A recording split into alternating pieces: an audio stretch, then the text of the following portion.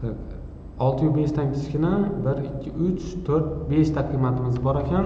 O'sha 5 ta qiymat mana bu shartimizda ko'rsatilgan 605 dan kichkina bo'lganni nechta mana bu yerga o'tadi. U hozir bizda 13 ta qiymat, 6 ta yo'q, 7 ta ha degan javob berdi. Xo'p, genini hisoblashni hozir ko'rib o'tamiz. Genini mana shu formula orqali hisoblaymiz degandik. Buni Pythonga to'g'ri tashlasak, mana shunday bo'lib, mana 1 minus 7 taqsim 13 qavsini kvadrati minus 6 taqsim 13. Bundan chiqadigan natija mana 0,49,7. Nimamizdan genimiz mana shunga teng.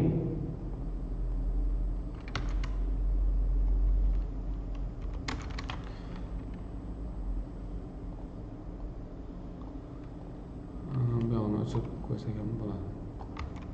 Mana genini mana shunday hisoblaysiz. Har safar geni mana shunday hisoblab borilaveradi. Qarorlar daraxtingizda bu tarafi ha, bu tarafi yo'q degan javobga qaytadi. Ha yoki yo'q. Keyingi shartda mana yoshi 39,5 dan kichkinalarini mana shunday qilib geni qilib hisoblaysiz. 8 ta nimasi bo'ladi? Bu yoqqa 5 ta ketgandan keyin 13 tadan 8 ta qoladi. O'sha 8 tani solishtirish bo'ladi. Bitta yo'q, 7 ta ha javob bilan qaytdi. Xo'p. Endiki masala.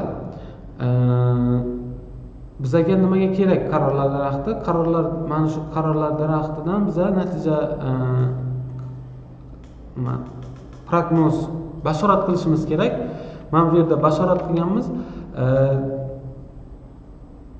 Shu 3 mana shu nimamizdan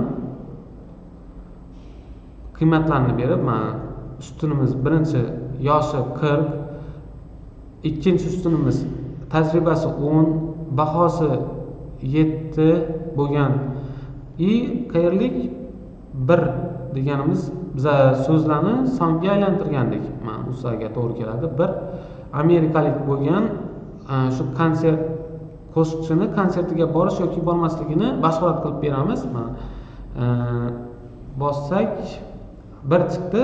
1 nima? 1 mana bu yerda belgilab qo'ygandik. Yes 1, no 0.